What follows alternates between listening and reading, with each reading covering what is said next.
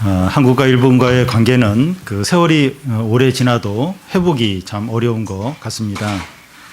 한국이 36년간 일본의 식민지 지배를 받으면서 당한 고통과 상처와 치욕은 정치적인 보상금으로 해결이 안 되는 것 같습니다. 한 나라가 다른 나라의 압제를 받으며 겪은 일들은 이렇게 힘들고 고통스럽습니다. 그런데 이스라엘이 이런 압제를 받고 있습니다. 추수 때가 되면 미디안 사람들이 이스라엘 땅으로 들어와서 모든 양식을 다 빼앗아 가는 겁니다. 그동안 이스라엘은 드보라와 바락의 구원으로 40년간 평화 시기를 보냈습니다. 40년간의 오랜 평화가 지속이 되자 이스라엘 백성들이 또 범죄를 하고 우상 숭배에 빠졌습니다. 그러자 여호와께서 이스라엘 백성을 미디안 족속에 붙여서 7년간 압제를 받게 하셨습니다. 첫 번째는 그 사사를 보내기 전에 선지자를 이제 보내신 겁니다. 여호와 하나님에 대한 이스라엘 백성들의 배교는 사사기에 들어서 세 번째입니다. 이스라엘 백성이 이제 이런 배교는 이제 고칠 수 없는 고질병이 되었습니다. 하나님께 불순종한 것도 반복이 되면 습관이 되어서 고치기가 어렵게 됩니다. 하나님께서 이번에는 미디안 족속에게 이스라엘을 붙였습니다. 그런데 이스라엘의 상황은 다른 어떤 때보다도 비참하고 황량하고 고통스러운 겁니다. 먼저 그들의 주거 환경을 보면 그 2절에 미디안의 손이 이스라엘을 이긴지라 이스라엘 자손이 미디안으로 말미암아 산에서 웅덩이와 굴과 산성을 자기들을 위하여 만들었으며, 이스라엘 백성은 미디안 사람들을 피하기 위해서 구멍과 굴과 산성을 만들었다고 합니다.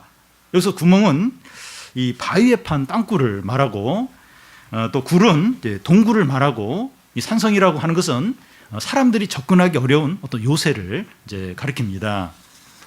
이스라엘 백성들은 자기 집들을 다 놔두고 짐승처럼 이 동굴에서 생활하고 또 산속에 들어가서 어떤 피난처에서 생활을 하는 겁니다. 수해가 나면 이재민들이 체육관이나 텐트에서 여러 날을 지낼 때가 있는데 굉장히 힘들고 좀 서글픈 생각이 이제 들게 됩니다. 그런데 이스라엘 백성들이 이런 생활을 7년 동안 텐트 생활, 또 자기 집을 떠나서 이제 그런 어떤 생활을 7년 동안 이제 하고 있었습니다. 이스라엘 백성들의 식생활은 어떻습니까? 3절부터 5절까지를 보면 이스라엘이 파송한 때 되면 미디안과 아말렉과 동방 사람들이 치러 올라와서 진을 치고 가사에 이르도록 토지의 소산을 멸하여 이스라엘 가운데 먹을 것을 남겨두지 아니하며 양이나 소나 나귀도 남기지 아니하니, 이는 그들이 그들의 짐승과 장막을 가지고 올라와 메뚜기 때 같이 많이 들어오니 그 사람과 낙타가 무수함이라 그들이 그 땅에 들어와 멸하려 하니. 3절에 보면 이스라엘이 파종할 때라고 하는데 씨를 뿌릴 때를 말하는데 먹을 게 제일 부족한 시기입니다. 그럴 때 미디안 사람과 아말렉 사람과 이 동방 사람이 올라와서 이스라엘에 남아있는 모든 양식을 다 빼앗아 가는 겁니다. 그뿐만 아니라 이스라엘 백성들의 소와 양이나 나귀를 다 끌어가 이제 버리는 겁니다. 그들의 수가 얼마나 많은가 하면 메뚜기 때 갔다는 겁니다. 온 땅을 가득 채우면서 양식이 될 만한 모든 것은 다 빼앗아 가고 가축들도 다 끌어가 이제 버리는 겁니다. 이 사람들이 이제 직장 생활이나 자영업을 할 때 참 먹고 살기가 빠듯합니다. 여유가 없이 겨우겨우 살아가는데 어떤 아는 사람 빚보증을 잘못 이렇게 지는 바람에 월급을 차압당하는, 수입을 차압당하는 경우가 있어요. 그럼 도저히 못 삽니다. 아니 이렇지 않아도 지금 먹고 살기가 빠듯한데 차압당해서 월급이 그대로 계속 이렇게 빠져나가 버리면 살기가 너무 어려워집니다. 이와 같이 이스라엘 백성들이 한 해 동안 농사를 지은 거, 또 가축들, 이걸 미디안 사람들이 싹 가져가 버리고 빼앗아 가버리는 겁니다. 이제 이런 시기를 7년 동안 이제 겪는 겁니다. 이스라엘 백성이 이런 생활을 7년 동안 하다가 결국 어떻게 합니까? 6절, 7절을 보면 이스라엘이 미디안으로 말미암아 궁핍함이 심한지라 이에 이스라엘 자손이 여호와께 부르짖었더라.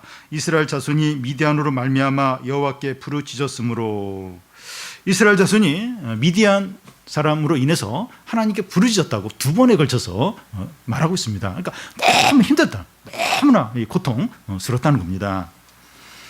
하나님은 이스라엘 백성들의 이 2번의 이 부르짖는 고통을 들으시고 어떻게 하십니까? 지금 상황이 너무 힘드니까 빨리 그 이스라엘을 구원할 수 있는 사사를 세울 것처럼 이제 보입니다. 그런데 어떻게 하고 계십니까? 이 구원자 사사를 이제 세우는 것이 아니라 그 이전에 이 말씀을 전하는 선지자를 보내십니다.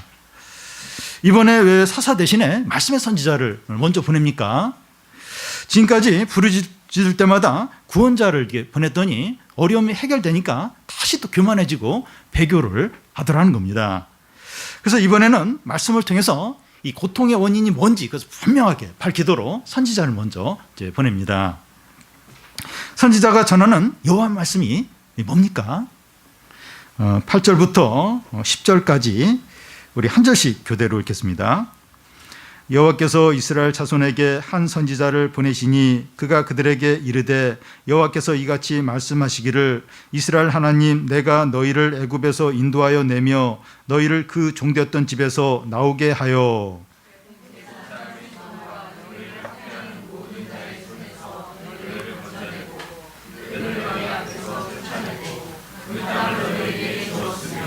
내가 또 너희에게 이르기를 나는 너희의 하나님 여호와이니 너희가 거주하는 아모리 사람의 땅의 신들을 두려워하지 말라 하였으나 너희가 내 목소리를 듣지 아니하였느니라 하셨다 하니라. 여호와의 말씀은 2가지입니다. 하나님이 이스라엘 백성들을 위해서 하신 일이 뭔가, 그리고 이스라엘 백성들이 하나님을 향해서 한 일이 뭔가 하는 겁니다. 먼저 하나님이 이스라엘 백성들을 위해서 하신 일이 무엇인가 이제 하는 건데, 애굽의 노예 상태에 있던 이스라엘 백성들을 구원하고 가나안 땅을 선물로 주신 겁니다. 하나님 이스라엘 백성들에게 큰 은혜와 축복을 주셨습니다. 그런데 이스라엘 백성들은 하나님의 이런 큰 은혜에 대해서 하나님께 한 것이 뭡니까? 가나안 사람들이 섬기는 우상들을 섬기지 말라 했는데 섬기는 것입니다. 이스라엘 백성들이 여호와를 버리고 우상을 섬긴 것은 그들의 생존의 어떤 목적과 관련이 있습니다. 이스라엘 백성들이 가나안에 적응하고 생존하기 위해서 가나안 사람들과 동맹을 맺어야 했는데 자연스럽게 그들의 신을 섬기는 그런 어떤 기회가 이제 되었습니다. 여러분, 이스라엘 백성들이 가나안에 들어오게 된 것은 하나님의 인도로, 하나님의 선물로 이제 가나안 땅에 들어온 것입니다. 그러면 이 먹고 사는 문제, 어떤 이런 이 적응하는 문제, 이런 문제는 이렇게 하나님께 맡겨야 했습니다. 근데 이스라엘 백성들이 가나안 땅에 들어와서 이 적응하는 문제, 먹고 사는 문제, 이걸 이제 걱정을 하는 거예요. 그러면서 자기 힘으로 이제 이걸 이렇게 그 해결을 하려고 하다 보니까 이제 우상 숭배에 빠지게 되었던 겁니다. 그래서 이제 그 이스라엘이 이런 고통과 비참함을 이제 겪게 된 겁니다. 하나님께서 이스라엘 백성을 애굽에서 구원하시고 가나안을 선물로 주신 이유가 무엇입니까? 그들을 통해서 하나님의 영광이 나타나고 또 많은 세상 나라들이 이제 이스라엘을 통해서 구원을 받도록 하기 위해서입니다. 만약 이스라엘 백성들이 이 구원의 목적을 끝까지 붙들고 충실했다면 아무도 망하거나 비참하게 되지 않았을 겁니다. 그러니까 현실적인 여러 어려움들이 있어요. 또 필요가 있어요. 그래도 우리를 이제 구원하신 목적, 또 가나안에 들어가게 하신 목적 이것이지 하면서 그걸 이제 끝까지 붙들었다면 망하거나 비참하게 되거나 그러지 않았을 겁니다. 여러분, 우리는 이 하나님이 우리를 구원하신 목적이 무엇인지, 왜 이 세상에 살게 하시는지 그 목적을 생각을 해야 됩니다. 왜 우리를 하루하루 살게 하실까? 이런 생각을 한번 해봐야 됩니다. 왜 오늘 나에게 호흡을 주셔서 또 이렇게 오늘 하루를 살게 하실까? 이런 생각을 좀 하실 때가 있습니까? 왜 이렇게 살게 하실까? 단지 그 놀고 먹고 즐기도록 동물적인 어떤 삶을 살도록 이렇게 우리를 살게 하시는 건 아니라는 겁니다. 사람은 이게 애니멀하고 달라요. 다릅니다. 그러니까 단지 놀고 먹고 그냥 잘 살고 그냥 이렇게 가서 맛있는 거 먹고 이렇게 재밌게 살고, 그건 이제 동물적인 삶이라는 겁니다. 이제 이런 동물적인 삶을 살도록 날 하루하루 이렇게 살게 하실까? 이렇게 살게 하실 목적이 뭘까? 이렇게 한번 생각을 해야 됩니다. 우리가 우리를 구원하신 하나님의 목적을 끝까지 붙들 때 망하지 않아요. 절대로 비참하게 되지 않습니다. 고생은 할 수 있어요. 고생은 하고 좀 어려움은 겪을 수 있는데 비참하게 망하거나 그렇게는 안 된다는 겁니다. 우리가 딱 그 목적을 하나님이 나를 구원하신 목적이 뭔가, 내가 어떻게 살아야 되는가, 이 생각을 계속 이렇게 고민을 하면서 이제 그렇게 살 때, 그리고 말씀을 이렇게 의지해서 살 때 그 말씀이 이루어지도록 하기 위해서라도 지켜주시죠. 인도하시고 책임져 주십니다. 믿는 자들이 이 세상에서 비참한 이유는 돈이 없거나 또 질병에 걸렸거나 직장이 없거나 사업이 어려워서가 아니라 구원의 목적을 잃고 단지 상황에 따라서, 필요에 따라서, 욕심에 따라서 살기 때문입니다. 그 당시는 잘 몰라요. 그냥 막 욕심대로 그냥 상황에 따라서 막 바쁘게 살면 모르는데, 진짜 어떤 큰 위기가 닥치고 내가 이렇게 의지하고 바라봤던 게 사라질 때 진짜 비참하게 됩니다. 그게 전부인 줄 알고 이제 살아왔는데 그게 딱 사라질 때 너무나 비참하게 돼요. 그냥 그거와 함께 무너지는 거예요. 세상 사람들, 그러니까 하나님 안 믿는 사람이야 뭐 어쩔 수 없어요. 하나님 안 믿고 이제 직장이나 돈이나 어떤 명예를 붙들었으니까 그게 무너질 때 함께 이제 망하는 건 이제 어떤 면에서 당연한데, 하나님 백성 안 그러죠. 하나님과 하나님 나라를 바라보는 자들인데 그냥 필요와 상황과 욕심에 따라서 이제 살면 비참해지는 거예요.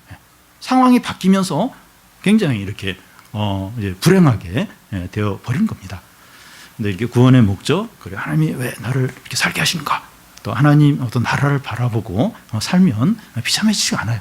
다른 게 좀 없으면, 힘들면 더 막 기도합니다. 더 막 하나님 나라를 소망하는 거예요. 더 이렇게 믿음으로 살려고 하는 겁니다. 더 막 빛이 나죠. 더 막 하나님의 은혜가 나타나게 되죠.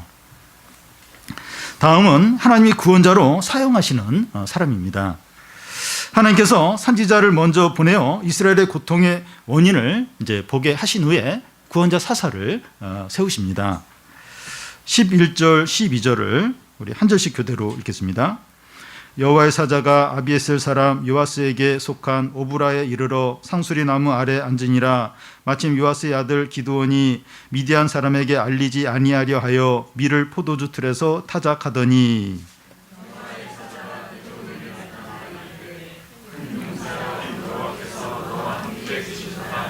예, 여호와의 사자가 이스라엘의 구원자로 찾아간 사람은 요아스의 아들 기드온이었습니다. 이 여호와의 사자가 기드온을 찾아갔을 때 기드온이 뭘 하고 있었습니까? 11절 중간을 보면 기드온이 미디안 사람에게 알리지 아니하리 하여 밀을 포도주 틀에서 타작하더니. 밀을 타작하려면 넓은 이제 마당에서 타작을 해야 되는데, 이 포도주를 이렇게 타작하는 그 포도주 틀에서 이제 몰래 이제 이렇게 밀을 타작을 하고 있었습니다. 왜 이제 그렇게 하고 있는가 하면 미디안 사람들에게 들키지 않으려고, 이제 밀을 타작하는 걸 미디안 사람들이 보면 그거 뺏어갈까봐 몰래 포도주 틀에서 이제 밀을 이제 타작을 하고 있었습니다. 기드온이 어떤 사람인가 알려주는 첫 장면이 뭔가 하면 이스라엘의 여느 그 백성들과 차이가 없이 미디안 사람들을 두려워하여 먹을 걸 몰래 이렇게 그걸 만드는 이제 그런 걸 이렇게 하고 이제 있었던 겁니다. 기드온이 어떤 사람인지 몰라요. 첫 장면이 그 사람이 어떤 사람인가 이제 보여주는데, 다른 백성들과 차이가 없는 굉장히 두려움도 많고 어떤 이기적인 어떤 자기의 어떤 그걸 이렇게 막 이렇게 하는 것 같은 이제 그런 모습을 이제 보여줍니다. 그런데 몰래 밀을 타작하고 있는 기드온에게 여호와의 사자가 나타나서 무슨 말을 합니까? 12절에 보면 큰 용사여 여호와께서 너와 함께 계시도다. 그런데 기드온의 그 현재 상태와 여호와의 사자가 기드온에게 하는 말하고는 안 맞아요. 그러니까 기드온의 현재 상태에 맞는 이제 말이라면 소자여 하나님께서 너를 불쌍히 여기시노라, 아마 이런 말이 아마 이제 맞을 겁니다. 이 사람의 눈에는 기드온이 큰 용사가 아닙니다. 그 비쳐 보이는 외적인 거 보면 전혀 큰 용사가 아닙니다. 그런데 이 사람이 보는 눈과 하나님이 보는 눈이 전혀 다릅니다. 하나님이 사람을 보실 때는 현재 그의 외모나 인간적인 능력을 보시지 않고 앞으로 하나님이 그를 통해서 하실 일을 보시면서 그를 이렇게 평가를 하십니다. 이런 예를 성경에서 이제 들면 예수께서 그 안드레의 형 시몬을 볼 때 처음 하는 말이 게바, 이제 반석이라는 뜻인데, 이제 그게 베드로랑 같은 이제 뜻인데, 베드로라고 이제 부릅니다. 그러니까 처음 이 베드로 볼 때 뭐 믿음이 이제 뭐 있는 것도 아니고, 근데 딱 보자마자 교회의 반석을 의미하는 베드로다. 그렇게 딱 이름을 이제 지어서 불렀습니다. 그리고 바울이 다메섹 도상에서 부활하신 예수님을 이렇게 만났을 때 아나니아에게 이제 성령이 이제 바울에 대해서 설명을 하는데, 그는 이방인의 전도를 위해서 내가 사용할 그릇이라고 이제 말합니다. 그러니까 바울은 그 방금 전까지 그 교회를 핍박하고 그런 자였는데, 예수님 만나고 얼마 안 있어, 하루 이틀 지나지 않아서 그는 그 이방에 내 이름을 전할 나의 그릇이다. 이렇게 앞으로의 어떤 바울이 사용될 이제 그걸 보면서 현재 그렇게 이제 대하고 이제 있는 겁니다. 그래서 우리는 이 사람을 바라볼 때 그의 외적인 조건이나 이 상태만을 볼 것이 아니라 앞으로 하나님이 그를 어떻게 사용하실까, 그걸 바라보면서 그 사람을 이렇게 평가를 해야 됩니다. 우리 옆에 있는 형제 자매들에 대해서, 우리 자녀들에 대해서 믿음의 눈으로 바라보고 기대를 해야 됩니다. 현재 모습은 참 실망스러울 수 있어요. 뭐 우리 자녀들, 또 우리 주위에 있는 형제 자매들 좀 실망스러울 수 있습니다. 여러분, 주위 사람들을 하나님의 시각으로 보면서 끝까지 기다려주는 것이 얼마나 필요한지 모릅니다. 물론 뭐 기다린다고 해서 아무것도 하지 않고 기다린다는 것이 아니라 권면하고 또 기도하고 잘 이끌어줘야 되죠. 또 막 이렇게 말을 또 이렇게 안 들을 때도 있고, 그래도 권면하고 기도하고 이끌어주면서 기다리는 겁니다. 결국 믿음을 가지고 기다려주는 사람이 있으면 그 사람이 믿은 대로 그 사람이 변하게 됩니다. 그 유명한 그 어거스틴 같은 경우도 그렇게 젊을 때 방황을 많이 했어요. 지적으로는 뛰어났지만 막 이렇게 막 음행에 빠지기도 하고, 근데 그 엄마가 계속해서 그를 위해서 기도했어요. 쉬지 않고. 그래서 결국 이제 어거스틴이 예수님을 이렇게 믿게 되고 거듭나게 되고, 그래서 엄청난 신학자가 되고 교회에 큰 인물이 되었습니다. 그래서 한 사람이라도 포기하지 않고 계속 그렇게 하나님을 바라보면서 기도하고 믿을 때 결국 그 사람 믿음대로 그 사람은 바뀌게 됩니다. 기드온은 여호와의 사자가 자기에게 하는 말을 듣고 어떤 반응을 합니까? 제 자존감이 높아졌습니다. 주님으로 인해서 내 자존감이 엄청나게 높아져서 감사합니다. 이렇게 하는 것이 아니라 오히려 막 얼굴을 붉히면서 막 불평을 합니다. 막 화를 냅니다. 13절을 보면 기드온이 그에게 대답하되 오 나의 주여 여호와께서 우리와 함께 계시면 어찌하여 이 모든 일이 우리에게 일어났나이까? 또 우리 조상들이 일찍이 우리에게 이르기를 여호와께서 우리를 애굽에서 올라오게 하신 것이 아니냐 한 그 모든 이적이 어디 있나이까? 이제 여호와께서 우리를 버리사 미디안의 손에서 우리를 넘겨 주셨나이다 하니. 기드온은 세 가지 이야기를 합니다. 먼저 여호와께서 우리와 함께 하시면 이 모든 일이 어떻게 일어날 수 있느냐 하는 겁니다. 미디안 족속이 하나님의 백성을 이렇게 압제하고 학대하는 일이 어떻게 일어날 수 있느냐, 하나님 우리 함께 하시면 어떻게 미디안 사람들이 이렇게 7년 동안 우리를 괴롭힐 수 있느냐, 이제 그렇게 이제 묻습니다. 다른 하나는 우리 조상들이 하는 말이 여호와께서 이스라엘을 애굽에서 이끌어 내었다고 하는데 그때 일어났던 10가지 이적이 어디 갔느냐고, 어디가 있냐고 이제 묻습니다.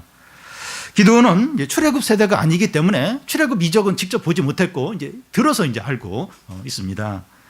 그런데 그때 하나님이 행하셨던 이적들이 지금 왜 일어나지 않느냐고, 출애굽 때는 그렇게 엄청난 기적이 일어났는데 왜 지금은 그런 기적이 일어나지 않느냐고, 그걸 이제 이렇게 의문을 이제 제시합니다. 기드온은 과거에 행하신 하나님의 기적들이 지금도 반복해서 일어날 수 있다고 믿고 있는 겁니다. 그런데 그래서 이제 기드온이 이제 결론을 내리는 게 뭡니까? 여호와께서 너와 함께 하신다는 말씀을 못 믿겠다는 거예요. 여호와의 사자가 나타나서 여호와가 너와 함께 하신다 이렇게 말씀했는데 그 말 못 믿겠다는 거예요. 지금 현실을 보면 전혀 하나님이 함께 하시지 않는 것 같다고, 함께 하시지 않는 게 분명하다고 지금 그렇게 이야기를 이제 하고 있습니다. 여러분, 기드온의 이 말을 통해서 생각할 수 있는 게 뭡니까? 그는 하나님의 말씀을 믿지 못하는 냉소주의자와 같습니다. 그런데 그가 한 말을 다시 생각해 보면 하나님의 말씀에 대한 분명한 믿음을 가지고 있습니다. 기드온은 하나님의 말씀을 가지고 고민을 많이 했던 겁니다. 그는 하나님의 말씀과 현실의 큰 차이에 대해서 수없이 고민하면서 질문을 했던 거예요. 하나님의 말씀은 이런데 왜 현실은 이럴까? 하나님 살아계신데 왜 이 세상은 이렇게 좀 어렵고 불의가 가득하고 고통이 가득할까? 수없이 질문하면서 고민을 이제 한 겁니다. 그런데 현실이 하나님의 말씀대로 계속 이제 되지 않는 그걸 보면서 냉소주의와 패배주의에 빠진 겁니다. 성도가 하나님의 약속의 말씀을 붙들고 사는데 현실이 계속 어려워요. 그 문제가 해결이 안 될 때 패배주의와 냉소주의에 빠질 수 있습니다. 예배 드리는 게 무슨 소용이 있을까? 기도하는 게 무슨 의미가 있을까? 말씀이 뭐 이렇게 그게 그걸 말씀을 붙들어도 무슨 일이 일어나랴 이러면서 아주 냉랭해지는 거예요. 그리고 안 된다는 거예요. 안 된다는 거예요. 내가 기도해보고 기다리는데 안 된다는 거예요. 그럼 패배주의에 빠지기가 쉽습니다. 근데 하나님은 기드온처럼 말씀과 현실 사이에서 고민하고 아파하는 사람들을 찾으십니다. 왜 현실에서 말씀대로 되지 않을까? 왜 기도하는데 응답이 안 될까? 세상에 이렇게 악한 사람들이 많은데 왜 하나님이 심판을 하지 않을까? 이런 고민을 하고 질문하는 이런 사람들을 하나님이 찾으세요. 그런 사람들을 아주 귀하게 여기십니다. 하나님이 기드온을 선택한 주된 이유가 그가 싸움을 잘한다든지 힘이 세든지 그래서가 아니라 이것 때문에 이렇게 말씀과 현실 사이에 고민하고 질문하고 이제 이런 부분 때문에 이렇게 선택을 했다고 생각됩니다. 여러분, 주님은 오늘도 이런 사람을 찾으십니다. 우리는 말씀과 현실 사이에서 고민하십니까? 물론 말씀 그대로 믿어야 되죠. 그리고 불평을 안 해야 됩니다. 그런데 이게 다른 거예요. 말씀하고 현실하고 달라요. 이런 거 가지고 고민을 하십니까? 계속 고민을 하고 이거 아주 이렇게 하나님께 질문도 하기도 하고 또 다시 어떤 걸 찾아보기도 하고 그럽니까? 우리는 말씀을 가지고 수없이 질문하면서 고민을 하셔야 됩니다. 하나님은 그런 사람을 찾으세요. 기뻐하세요. 그런 사람을 사용하십니다. 그러니까 모든 걸 그냥 예스면 무조건 아멘으로 물론 그러면 좋죠. 그리고 믿음이 좋아서 그렇게만 하면 좋습니다. 근데 이제 그렇게가 안 돼요. 하나님을 믿지만 계속 안에서 불신이 생기는 거예요. 의심이 생기는 겁니다. 그걸 끝없이 묻는 거예요. 묻고 이렇게 성도들이 교제할 때 그거 가지고 나누고 내가 이걸 믿고 싶은데 이게 좀 잘 안 믿어진다고 이야기하고 그 문제 가지고 기도하고 하나님은 이런 사람을 찾아요. 그러니까 믿음이 있으니까 그런 고민을 하고 갈등을 하고 낙심하고 하나님께 부르짖는 겁니다. 믿음이 없으면 그냥 패배주의, 그냥 계속 그냥 침체에 빠져 있어요. 이렇게 그냥 생각도 안 하고 이렇게 기도도 안 하고 그건 이제 믿음이 없는 거죠. 믿음이 있는 사람은 고민하고 질문하고 하나님께 이렇게 가서 부르짖고 하나님은 그런 사람을 기뻐합니다. 찾으세요. 그런 사람을 결국은 사용하십니다. 마지막으로 이 기드온의 불평에 대한 하나님의 답변입니다. 14절을 보면 여호와께서 그를 향하여 이르시되 너는 가서 이 너의 힘으로 이스라엘을 미디안의 손에서 구원하라. 내가 너를 보낸 것이 아니냐 하시니라. 14절의 말씀을 히브리어의 순서대로 히브리 성경 순서대로 다시 읽어보면 가라 너는 내 힘을 의지하여 이스라엘을 미디안의 손에서 구원하라. 내가 너를 보낸 것이 아니냐 입니다. 이 가라는 명령이 제일 먼저 나옵니다. 가라 가서 이스라엘을 구원하라. 내가 너를 보낸 것이 아니냐 하는 겁니다. 여호와의 답변은 하나님이 함께 하신다는 것이고 지금도 기적이 여전히 일어날 수 있고 너희를 버리지 않았다는 겁니다. 그 증거가 뭔가 하면 내가 너를 보낸 너를 선택한 이게 그 증거라는 겁니다. 여러분, 하나님의 말씀이 다시 들린다는 것 자체가 하나님이 우리와 함께 하신다는 것이고 우리를 버리지 않았다는 겁니다. 말씀이 들려요. 예수님이 이제 이렇게 그러니까 제자들이 이제 갈릴리 호수를 건너는데 이렇게 막 배에 큰 폭풍이 일어나는 거예요. 주님은 따로 계시고, 근데 주님이 이제 물 위로 걸어오신데 안 보여요.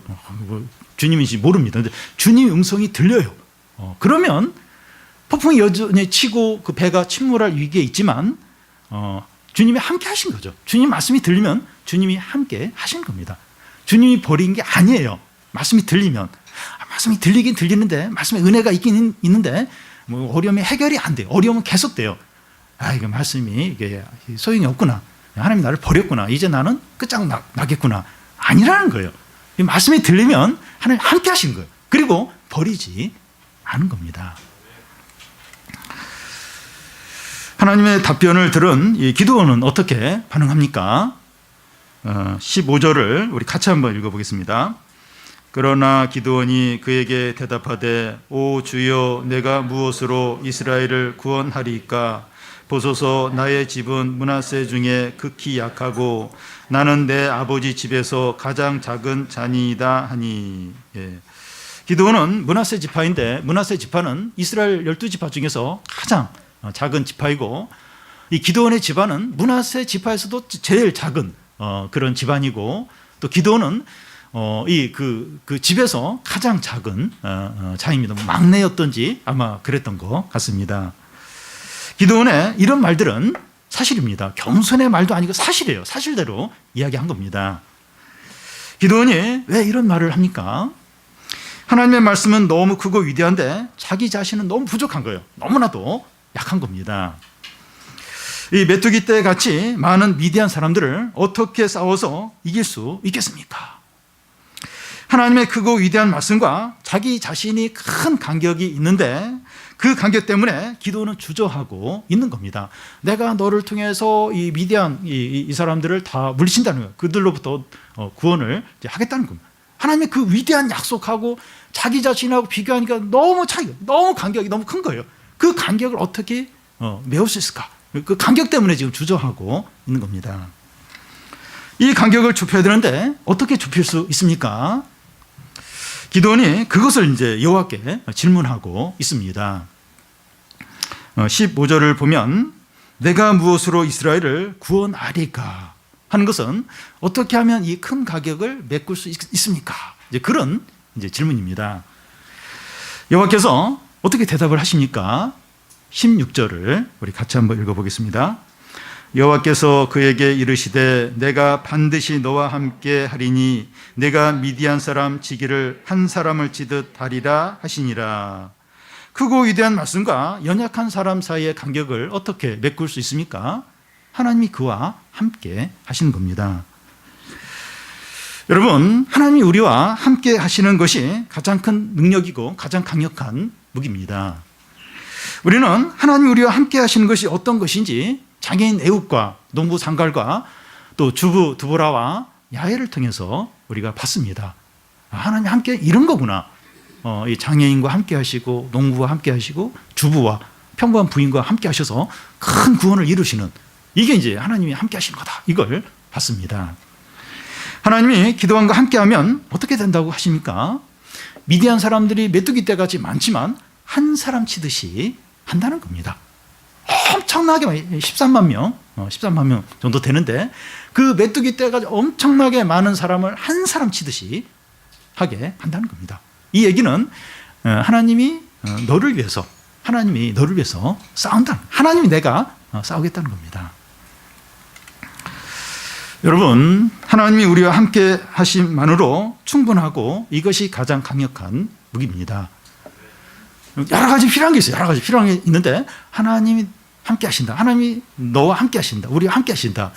이러면 충분해요. 하나님은 온 세상의 주인이세요. 모든 걸 다 다십니다. 하나님은 우리 주위에 있는 모든 걸 군대로 삼아서 우리를 얼마든지 도우실 수 있습니다. 하나님 우리와 함께 하시는 이것만으로 충분해요. 충분해요. 그리고 이게 가장 강력한 무기입니다. 그 예수님의 제자들이 예수님과 함께 있었는데 부족한 게 없었어요. 부족한 게. 하나님의 아들이 함께 하는데 부족한 게 없었습니다. 하나님 우리와 함께 하면 충분해요. 그래도 돈 있어야 되고 또 도와줄 사람이 있어야 되고 또 뭐도 있어야 되고 물론 이제 그런 게 필요하죠. 필요하고 하나님 또 채워주시기도 합니다. 근데 하나님이 함께 하신 그걸로 충분하고 이게 가장 강력한 무기라는 겁니다. 여러분, 전쟁은 현실이에요.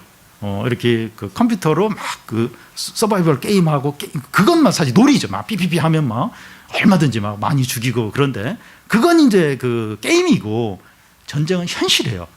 13만 명, 12만 5천 명, 엄청난 메뚜기 떼 같은 미디안하고 싸우는데 한 명을 치듯이 한다는, 내가 너와 함께 함으로 이제 그렇게 이제 그렇게 하시겠다는 겁니다. 가장 강력한 무기입니다. 여러분, 우리가 이 세상에 살아가면서 가장 의지하는 것이 주님이 우리와 함께 하시는 겁니다. 주님이 우리와 함께 하시는 것. 우리가 이 불안하고 참 위기가 있고 미래가 불안한 이런 상황 가운데서 우리가 의지할 가장 강력한 무기는 하나님 우리와 함께 하는 겁니다. 하나님은 기드온을 큰 용사로 불렀는데, 기드온이 큰 용사로 살 수 있는 길은 하나님이 나와 함께 하신다는 것을 믿고 확신할 때입니다. 그러면 큰 용사로서 나가서 이제 싸우게 돼요.